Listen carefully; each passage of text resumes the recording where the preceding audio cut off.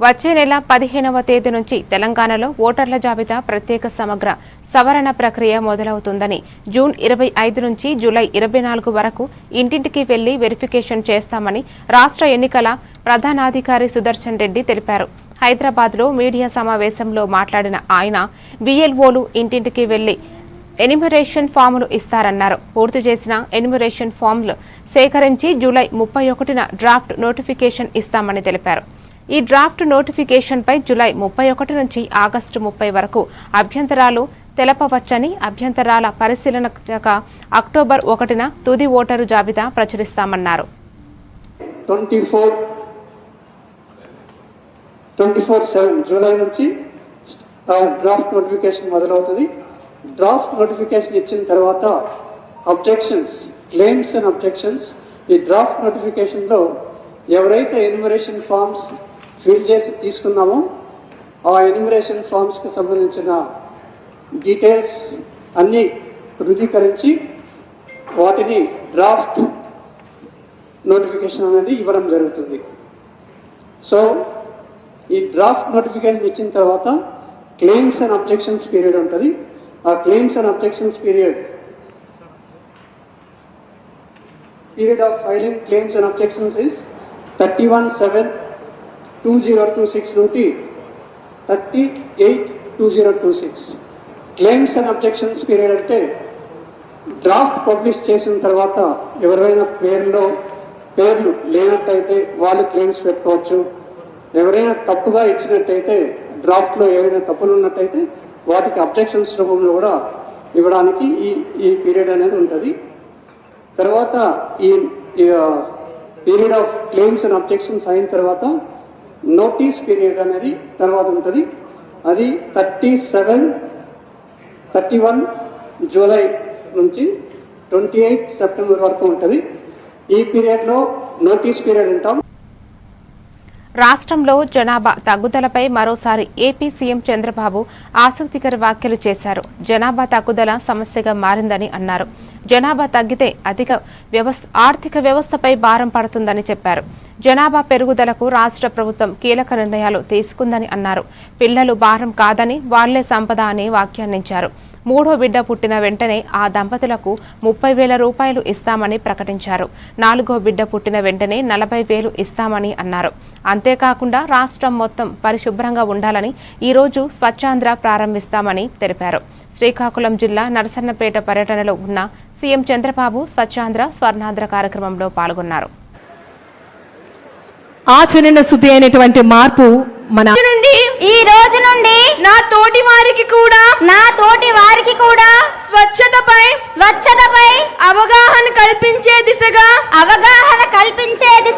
ప్రయత్నిస్తానని, వంతు కృషి చేస్తానని ప్రమాణం చేస్తున్నాను. స్వర్ణాంధ్ర స్వచ్ఛాంధ్ర బెస్ట్ ప్రోగ్రామ్స్ గా ఈ రోజు కీర్తించబడినటువంటి స్వచ్ఛాంధ్ర కార్యక్రమాన్ని మన శ్రీకాకుళం జిల్లాలో మనమందరం కూడా అందులో భాగస్వాములై, మనమందరం కూడా అందులో వాలంటీర్స్ గా ముందుకు వచ్చి ఈ రాష్ట్రంలో అన్నిటికంటే ముందంజలో శ్రీకాకుళం జిల్లాని నిలబెట్టాలని ఈ కార్యక్రమం ద్వారా మన ప్రజానికానికి అందరికీ కూడా కోరుకుంటున్నాను. మనం సాధారణంగా కోరుకునేది ఎప్పుడు కూడా అభివృద్ధి చెందాలనంటే మనం ఎప్పుడు కూడా అనుకునేది నిధులు కావాలి, నిధులు వస్తే ఏదో అభివృద్ధి జరుగుతుంది, డెవలప్ జరుగుతుంది అనుకుంటాం. కానీ మనం ఆలోచించాల్సినటువంటి విషయం, కోట్ల రూపాయలు ఖర్చు పెడితే అభివృద్ధి ఏ రకంగా సాధిస్తామో మన ప్రాంతాన్ని, మన ఇల్లుని, మన వీధులని అన్ని కూడా సురక్షితంగా స్వచ్ఛంగా ఉంచుకుంటే దానికంటే ఎక్కువ పెట్టుబడి మనం అందరం కూడా సాధించినట్టే. అది మనం అందరం కూడా గుర్తుపెట్టుకోవాలి. తారీఖు నాకు గుర్తొచ్చేది పేదల సేవలో నేను ఎక్కడున్నా ఆ రోజు మాత్రం మీ దగ్గరికి నేరుగా వచ్చి మీ బాగోగులు తెలుసుకుంటూ ఈ కార్యక్రమంలో పింఛన్లు నేరుగా నేను ఇచ్చినప్పుడు నాకుండే ఆనందం నా జీవితంలో ఎప్పుడూ ఉండదు. నాకు మంచి పేరు వచ్చినా చెడు పేరు వచ్చినా ఈ అధికార యంత్రాంగం ద్వారానే వస్తుంది. ఈరోజు మనం సాధించిన విజయానికి కూడా మనందరం కారకులం. ఈ సంపద పిల్లల కోసం మనం అందరం కూడా కృషి చేయాల్సిన అవసరం వచ్చిందని మీ అందరికీ తెలియజేస్తున్నా. అందుకని నేను ఇంకొక నిర్ణయం కూడా చేసుకొని నెలలో వస్తున్నా మీ దగ్గరికి. మూడో చైల్డ్కి 30,000 రూపాయలు పుట్టిన వెంటనే ఇస్తాం. 4వ చైల్డ్కి 40,000 రూపాయలు ఇస్తాం. ఏంటి ఇది కరెక్ట్ అయిన నిర్ణయం అని మిమ్మల్ని అడుగుతున్నా. మా ఆడబిడ్డలు చెప్పండి అమ్మా, మీరేమంటారు? మీరే సృష్టి కర్తలు, మీరు లేకపోతే సృష్టి లేదు. అలాంటి మనందరం కూడా ఆలోచించుకోవాల్సిన అవసరం ఉంది. నేను వస్తాను. మీరు అనుకుంటున్నారు పిల్లలు భారం అని. కాదు, పిల్లలే మీకు సంపదను నిరూపించే బాధ్యత నాదని మరొకసారి హామీ ఇస్తున్నా. హైదరాబాద్ నగరంలోని మలక్పేట రైల్వే స్టేషన్లో జరుగుతున్న ఆధునీకరణ పనులను కేంద్ర మంత్రి కిషన్ రెడ్డి ఆకస్మికంగా పరిశీలించారు. పనుల పురోగతి ఆశించిన స్థాయిలో లేకపోవడంతో కాంట్రాక్టర్పై తీవ్ర అసంతృప్తి వ్యక్తం చేశారు.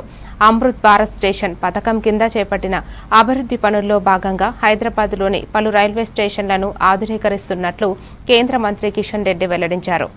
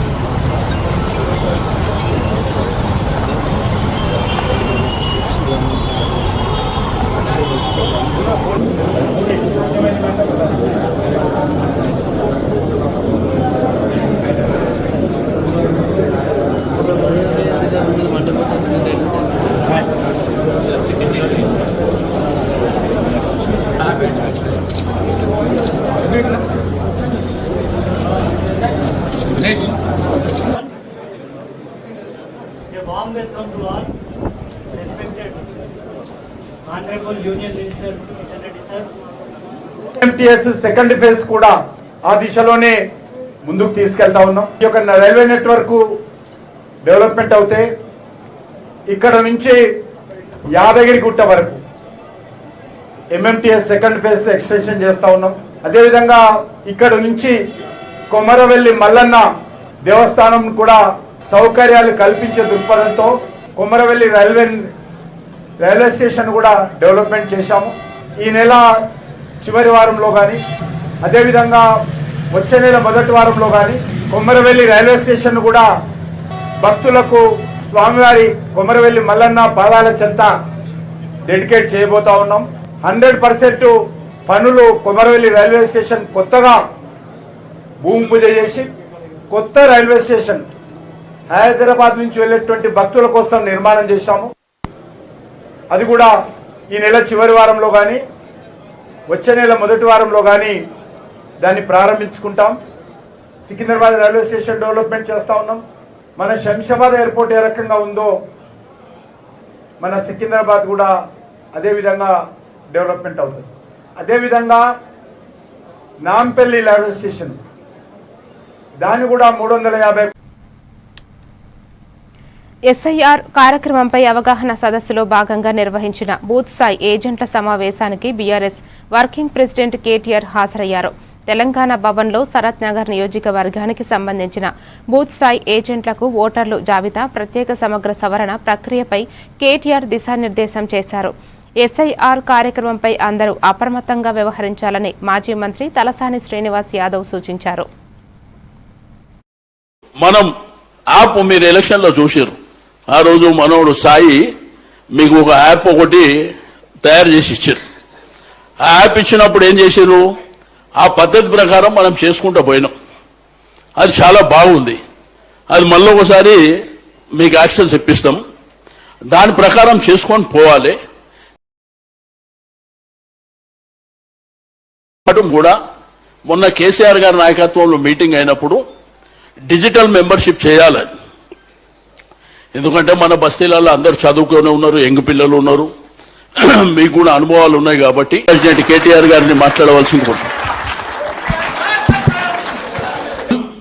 చనిపోయిన వాళ్ళు ఉంటే వాళ్ళ ఓట్లు ఖచ్చితంగా డిలీట్ చేయించాలి, నెంబర్ 1. నెంబర్ 2, దానికి ఫామ్స్ గిమ్స్ ఉన్నాయి, మీకు మళ్ళా అన్ని చెప్తారు, మన పెద్దలు చెప్తారు, మన పవన్ చెప్తారు, ఇంకా మిగతా వాళ్ళు చెప్తారు, ఆ ఫామ్స్ కూడా మీకు అందజేస్తారు. నెంబర్ 2, ఇదివరకు లేదు, ఇప్పుడు 18 ఏళ్ళు నిండిన వాళ్ళు ఉంటారు పిల్లలు, మన ఇంట్లో పిల్లలు కావచ్చు, ఇంకోళ్ళు కావచ్చు 18 ఏళ్ళు నిండిన వాళ్ళు ఉంటారు. అలా కంపల్సరీ రాయించాలి. ఇగో మా పాపకు 18 ఏళ్ళు వచ్చినాయి, దయచేసి మీరు రాయండి, రిజిస్టర్ చేసుకోండి అట ప్రూఫ్ అడుగుతారు. బర్త్ సర్టిఫికేట్ ఇవ్వాలి, జిహెచ్ఎంసీలు ఇచ్చింది ఉంటుంది, చూపెట్టుకో 18 ఏళ్ళు బర్త్ సర్టిఫికేట్ అంటే ఓటు ఎక్కిస్తారు. 3వది, ఎవరన్నా మీ చుట్టాల పిల్లగాడు వచ్చి మీ దగ్గర చదువుకుంటున్నాను అనుకో, ఉదాహరణకు ఇప్పుడు మా పవన్ యాక్చువల్గా సిరిసిల్ల అయినది, ఏడొచ్చి స్థిరపడ్డాడు, సిరిసిల్ల పక్కకు తాడూరు అని ఊరు ఉంటుంది. సిరన్న నీకు ఎరికేనా నేను సిరిసిల్ల, తాడూరు అని ఊరు పవన్ కుమార్ గౌడ్ది. అయితే ఆడికెళ్ళి ఇడికి వచ్చిండు, ఇడికి వచ్చినాక ఎవడో తాడూరు కూడా వస్తాడు కదా, అరే పవన్ అన్న మీ ఇంటికాడికి వచ్చి చదువుకుంటాను, ఇంజనీరింగ్ చదువుకుంటాడు నా కొడుకు అని ఎవడో చుట్టపొడు పంపుతాడు. ఆ పిల్లగాడు ఇడికి వస్తాడు, ఈయనే ఉంటాడు. మరి ఇప్పుడు ఎలక్షన్ వచ్చింది, మీరు ఏం చేయొచ్చు, ఆ పిల్లగానికి ఛాయిస్ ఇవ్వచ్చు, తమ్మి నీ ఓటు ఈడ రాయించుకుంటావా ఆడనే ఉంచుకుంటావా, దబ్బనని ఈయనే రాయించుకుంటా మామ అన్నాడు అనుకో, ఈయనే రాయించురి, ఆడ కట్ అవుతుంది, ఈడ యాడ్ అవుతుంది. మీకు తెలుసు, నేను చెప్పాల్సిన అవసరం లేదు, చాలా మందికి మన రాష్ట్రంలో మన హైదరాబాద్లో 2 ఓట్లు ఉన్నాయి, ఓటు ఈడు ఉంటుంది, ఓటు ఊళ్ళో ఉంటుంది, పక్కన నేను చెప్పేది. ఇక ఇప్పుడు అది ఎగిరిపోతుంది, ఆడనో ఎన్నో తెలుసుకోవాలి. నువ్వు హైదరాబాద్లో ఉండే మాట నిజమైతే ఇన్నే రాయించుకో, లేదు నేను తాడూరులో రాయించుకుంటా ఊళ్ళోనే ఉంటా అంటే ఆడనే రాయించుకో. అట్లా మీ ఇంట్లో ఉండే ఎవరైనా చిన్నపిల్లలు చదువుకుంటానికి వచ్చిన వాళ్ళు, వాళ్ళు చిన్నపిల్లలు కాదు చదువుకుంటానికి వచ్చి, మళ్ళీ చిన్నపిల్లలు అంటే టీవీలో వీళ్ళేం వేసి పడతారు, చిన్నపిల్లలు ఓట్లు రాయించమన్నాడని చెప్పి అదో బాధ. అట్లా 18 ఏళ్ళు నిండిన వాళ్ళు ఉంటే, నేను అనలేదా చిన్నపిల్లలేని అంతే, టీవీ వాళ్ళు 18 ఏళ్ళు నిండిన వాళ్ళు ఉంటే దబ్బన వాళ్ళు ఇక్కడికి వచ్చి మీ దగ్గర సెటిల్ అయి ఉంటే వాళ్ళ ఓట్లు కూడా మీరు రాయించవచ్చు. అట్లే 4 జరిగేది ఏం లేదు, పెద్ద ఇంట్లో కథ ఏం లేదు. 1, చనిపోయిన వాళ్ళ ఓట్లు తొలగించడం, 2వది కొత్త ఓట్లు రాయించడం, 3వది ఎవరన్నా ఇక్కడికి ఓటర్ షిఫ్ట్ అయితే వాళ్ళది రాయించడం, 4వది ఇక్కడి ఓటు ఎక్కడికన్నా షిఫ్ట్ అయితే దాన్ని తీసేయించడం. జూన్ 25 నుంచి మీకు స్టార్ట్ అవుతుంది ప్రోగ్రామ్, ఇంటింటికి వచ్చే కార్యక్రమం, అధికారులు వస్తారు. అది ఎప్పటిదాకా 1 నెల జరుగుతుంది, జూలై 24 దాకా జరుగుతుంది. ఆ తర్వాత మీకు ఏమైనా అభ్యంతరం ఉందనుకో, आपको कोई एतराज है, आपको कोई चीज में आपको ऑब्जेक्शन है, तो आपको 2 महीने का टाइम है, जुलाई 24 से कब तक, अगस्त एंडिंग तक, अगस्त नहीं सितंबर तक ना, सितंबर एंडिंग तक आपको मौका है, सितंबर 25 तक आपको मौका है. ఎంబీఏ ఎంసీఏ కోర్సుల్లో ప్రవేశాల కోసం నిర్వహించిన ఏపీ ఐసెట్ ఫలితాలను ఏపీ మంత్రి నారా లోకేష్ విడుదల చేశారు.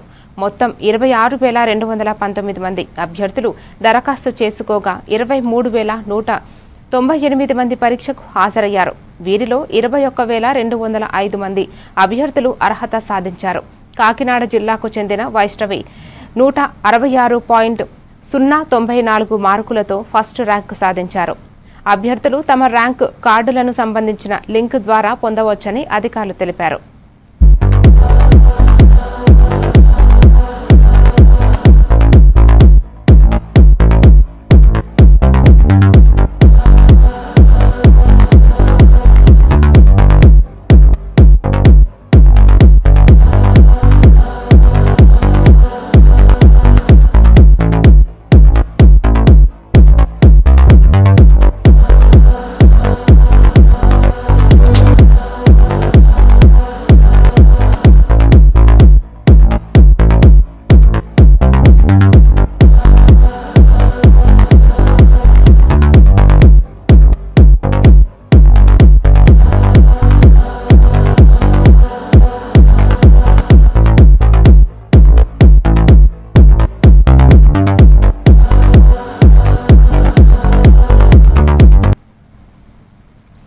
రంగారెడ్డి జిల్లా సమీకృత జిల్లా కార్యాలయంలో జిల్లా గ్రామీణ అభివృద్ధి సమన్వయ మరియు పర్యవేక్షణ కమిటీ ఆధ్వర్యంలో నిర్వహించిన దిశ కార్యక్రమంలో కేంద్ర ప్రభుత్వ పథకాల అమలుపై సమీక్ష సమావేశం జరిగింది. ఈ కార్యక్రమానికి చేవెళ్ల ఎంపీ కొండ విశ్వేశ్వరరెడ్డి ముఖ్య అతిథిగా హాజరయ్యారు. ఎమ్మెల్యేలు కసిరెడ్డి, నారాయణరెడ్డి, ఈర్లపల్లి శంకర్, జిల్లా కలెక్టర్ నారాయణరెడ్డి, అదనపు కలెక్టర్లు మరియు వివిధ శాఖల అధికారులు పాల్గొన్నారు. సమావేశంలో కేంద్ర ప్రభుత్వ పథకాలు ప్రజలకు సమర్థవంతంగా అందుతున్న విధానంపై అధికారులతో కలిసి ప్రజాప్రతినిధులు సమీక్ష నిర్వహించారు. ప్రజలకు అందుతున్న సౌకర్యాలు, సంక్షేమ పథకాల అమలు పరిస్థితులపై వివరాలు తెలుసుకున్నారు. ఈ సందర్భంగా ఎంపీ కొండా విశ్వేశ్వరారెడ్డి మాట్లాడుతూ కేంద్ర ప్రభుత్వ పథకాల ప్రచారంలో ప్రధాని మోదీ చిత్రపటాన్ని ప్రదర్శించేలా అధికారులు చర్యలు తీసుకోవాలని సూచించారు.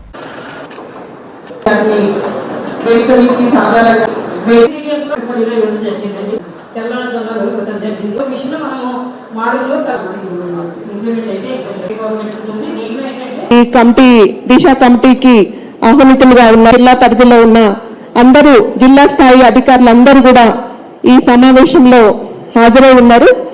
దిశ కమిటీ చైర్పర్సన్ గారైన శ్రీ ఎంపీ చేదల్ల గారు శ్రీ కొండా విశ్వేశ్వరరెడ్డి గారిని సవినయంగా మనవి చేశారు.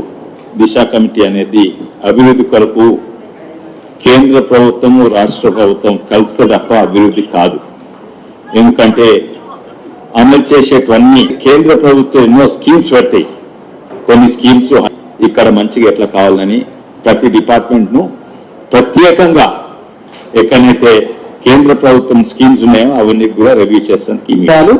లాస్ట్ టైం మీటింగ్ లో ఏవైతే చర్చకు వచ్చినాయో లాస్ట్ టైం మీటింగ్ లో చర్చకు వచ్చిన వాటిపైన యాక్షన్ టేకన్ రిపోర్టు అట్లా ఇప్పుడు మీ యొక్క ప్రోగ్రెస్ అంటే బ్రీఫ్ చెప్పండి. ఫిగర్స్ ఇందులో ఉన్నాయి ఆల్రెడీ. ఫిగర్స్ ఎక్స్ప్లెయిన్ చేసుకుంటూ వెళ్ళకండి.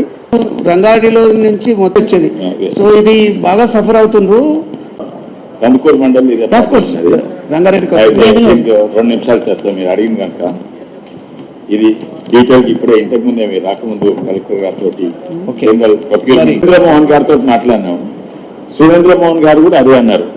Most probably they are in touch, approve అవుతుండొచ్చు. కానీ నా మీద ఒత్తిడి బాగున్నది. మొక్కజొన్న ఓట్స్ లో 11 ఆల్మోస్ట్ 1850 ఏకర్స్ ఉంది.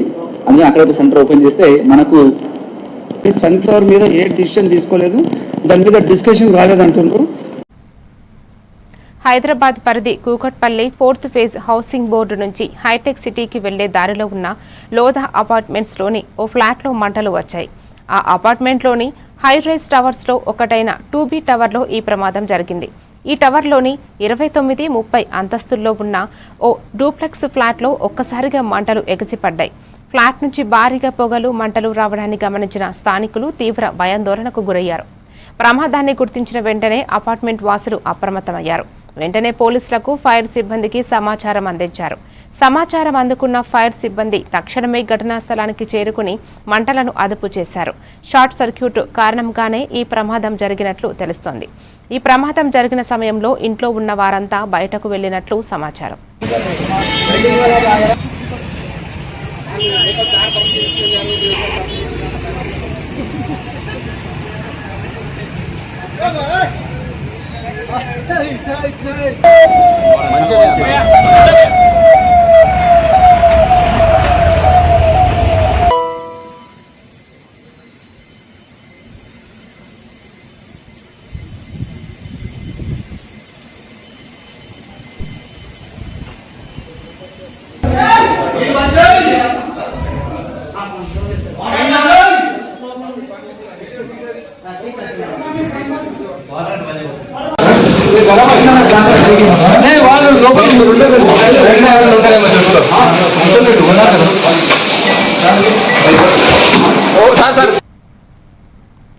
రాజేంద్రనగర్ నియోజకవర్గంలోని బండ్లగూడ, జాగిర్ ప్రాంతంలో త్రాగునీటి సమస్యలపై బీఆర్ఎస్ ఆధ్వర్యంలో వాక్ ఫర్ వాటర్ పేరుతో నిరసన పాదయాత్ర నిర్వహించారు. బీఆర్ఎస్ ఇన్ఛార్జ్ పట్లొల్ల కార్తిక్ రెడ్డి నేతృత్వంలో ఈ కార్యక్రమం జరిగింది. కాలనీ అసోసియేషన్లు, స్థానికులు పెద్ద సంఖ్యలో పాల్గొని ప్రభుత్వం వెంటనే నీటి సమస్యలను పరిష్కరించాలని డిమాండ్ చేశారు. ప్రజలకు నిరంతరం త్రాగునీటి సరఫరా కల్పించాలని కార్తిక్ రెడ్డి ప్రభుత్వాన్ని కోరారు. ఈ రోజు గుర్తుకొచ్చిందా ఎమ్మెల్యే గారు అని అడుగుతున్నా. ఈ రోజు యాత్రొచ్చిందా మీకు? ఎంత మేము 10 ట్యాంకర్లు చూసినాం, వాటర్ ట్యాంకర్. మళ్ళీ సామాన్య మధ్యతరగతి పేద కుటుంబాలు జీవిస్తున్నటువంటి మన ప్రాంతంలో రోజు ఒక ట్యాంకర్ పోసుకుంటే 1000 రూపాయలు అవుతుందా కదా? సార్ గండిపేట పెట్టుకొని ఆ నీళ్లను కాపాడాల్సినది మనం, నీళ్లను సంరక్షించాల్సిన, చెరువులను సంరక్షించాల్సింది మనము. కానీ ఇన్ని సంవత్సరాల నుంచి బీఆర్ఎస్ పార్టీ నెగ్గుతుంది. అధికారంలోకి వచ్చిన తర్వాత ఆ 2 చెరువుల సంపూర్ణమైన ప్రాథమిక హక్కు మనమే కలిగించుకుంటాం. గుంజుకొని నీళ్ళు తాగుతామని చెప్తున్నారు. గుంజుకొని ఇంకా హైదరాబాద్ వాళ్ళకి మనం ఇంత త్యాగం చేసినా తక్కువ. మన దిక్కు ఎవడూ చూడరు. మీకు నిధులు కావాలంటే భూములు ఏడమ్మాలి, మన గండిపేట మండల్లో మన గడమ్మాలి. మీకు నిధులు కావాలంటే ట్యాక్స్ ఏడబెంచాలి, మన గండిపేట మండల్లో మన బండ్లగూడలో మన నార్సింగ్లో నిధులు ట్యాక్సులు పెంచాలి. హైదరాబాద్ జిహెచ్ఎంసీలో తీసుకుపోయి కలిపి ఈయనే సమస్య ఉందంటే ఆడెవడో పట్టించుకుంటాడా? రేవంత్ రెడ్డి గారు ఏ పార్టీ? బండి సంజయ్ ఒక నీ కొడుకుని కాపాడుతున్నది రేవంత్ రెడ్డి. కాంగ్రెస్ బీజేపీ ఎంపీని కాంగ్రెస్ ఒక ముఖ్యమంత్రి కాపాడుతాడా? కాంగ్రెస్ పార్టీ 3వ స్థానం 4వ స్థానంలో రాయమర్లో వస్తుందనే విషయం యాదు పెట్టుకోండి. కాలం చెల్లిపోయింది. ఈయన నాయకత్వం మారబోతున్నది, కొత్త నాయకత్వం వస్తుంది. హనుమకొండ నగర అభివృద్ధిలో ప్రజల భాగస్వామ్యం కీలకమని వరంగల్ పశ్చిమ ఎమ్మెల్యే నాయని రాజేంద్రరెడ్డి అన్నారు. జిల్లా కలెక్టర్ చాహద్ బాజ్పాయ్తో కలిసి నగరంలోని పలు అభివృద్ధి పనులను ఆయన పరిశీలించారు. వర్షాకాలానికి ముందే నాలాల పూడికతీత పూర్తి చేసి ముంపు సమస్యలు నివారించాలని అధికారులను ఆదేశించారు. అంబేద్కర్ జంక్షన్ నుంచి వడ్డేపల్లి చర్చి వరకు రోడ్డు విస్తరణ, డ్రైనేజీ పనుల కోసం 24 కోట్లు కేటాయించినట్లు ఆయన తెలిపారు.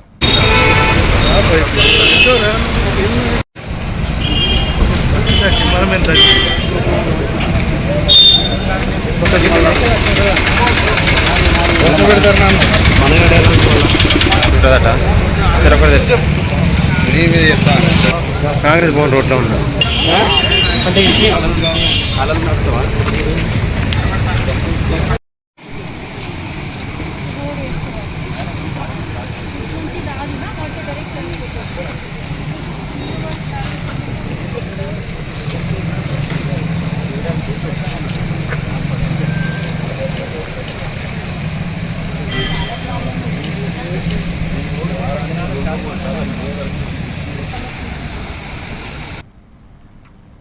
సంగారెడ్డి జిల్లా పటాన్చెరు ఇంద్రేశం మున్సిపాలిటీ పరిధిలో ఎన్ఆర్ఐ సిటిజన్ కాలనీలో దొంగతనం జరిగింది.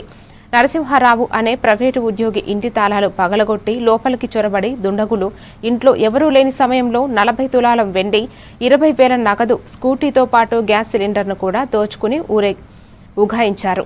ఈ ఘటనపై సమాచారం అందుకున్న పటాన్చెరు పోలీసులు కేసు నమోదు చేసి దర్యాప్తు ప్రారంభించారు.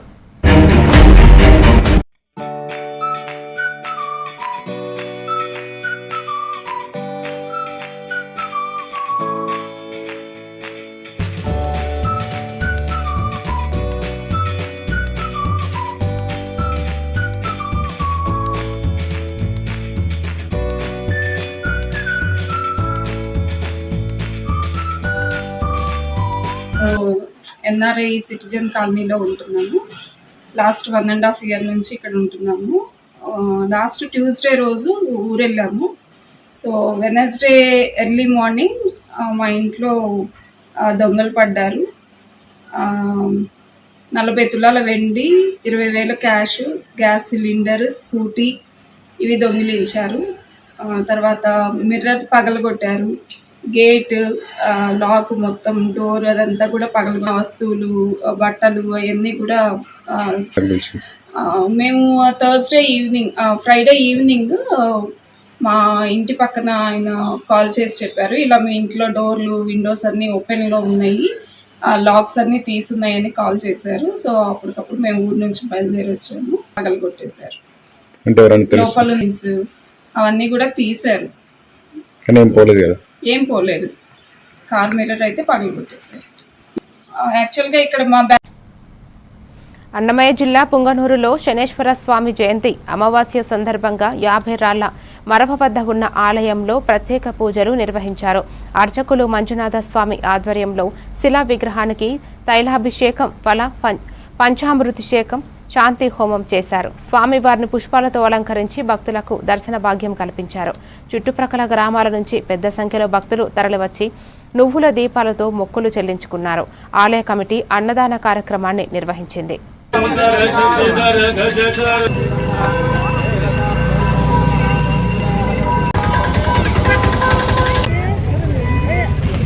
ఓం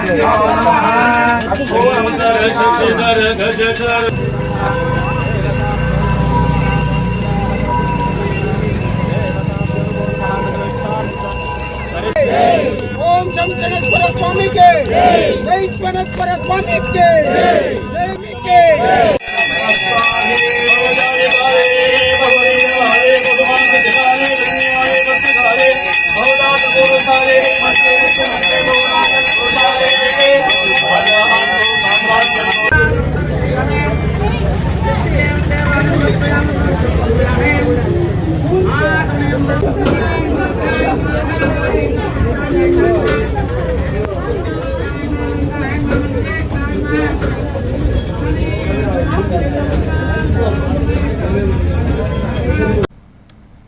ప్రధాని మోదీ 5 దేశాల పర్యటనలో భాగంగా శనివారం నెదర్లాండ్లో అడుగుపెట్టారు.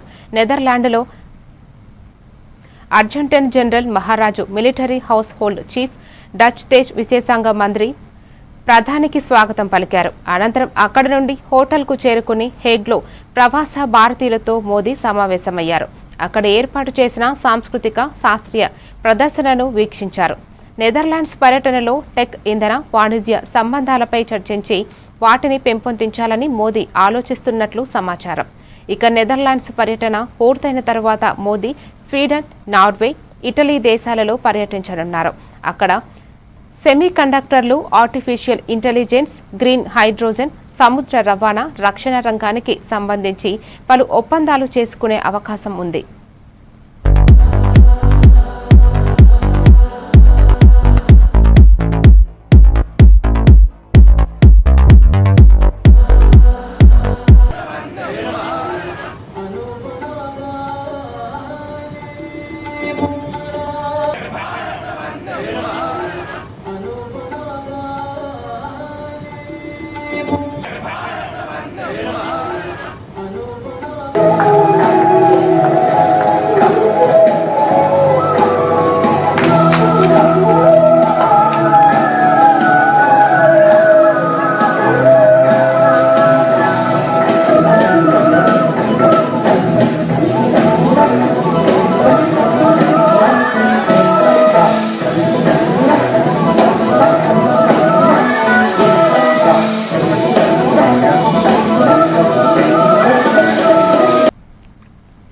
నెదర్లాండ్స్ ఆర్థిక అభివృద్ధిలో ప్రవాస భారతీయులు కీలక పాత్ర పోషిస్తున్నారని వ్యాఖ్యానించారు. కాలం మారినా భారతీయ సంస్కృతి మారలేదని అన్నారు. 12 ఏళ్ల క్రితం ఇదే రోజు లోక్సభ ఎన్నికల ఫలితాలు వచ్చాయి. ఆ ఎన్నికల్లో ఎన్డీఏ ప్రభుత్వం ఘన విజయం సాధించిందని గుర్తు చేశారు. కోట్లాది మంది భారతీయులు విశ్వాసం తనను వెనుకడుగు వేయనివ్వలేదని చెప్పారు. ప్రజల సంతోషమే తన సంతోషం అని వ్యాఖ్యానించారు. లోక్సభ चुनाव के नतीजे आए थे. दशकों बाद भारत में स्थिर और पूर्ण बहुमत वाली सरकार का बनना पक्का हुआ था.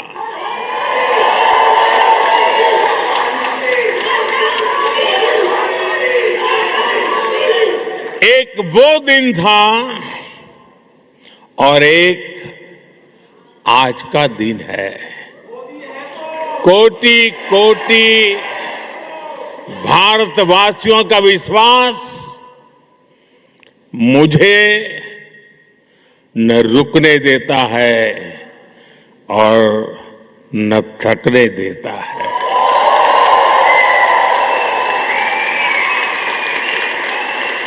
ये नॉन स्टॉप चले ही जा रहा है. साथियों, बहुत छोटी आयु से ही मैं देशभक्ति के रंग में रंग गया. మరిన్ని డీటెయిల్స్ తో మళ్ళీ కలుద్దాం. Keep watching A1 TV Telugu news.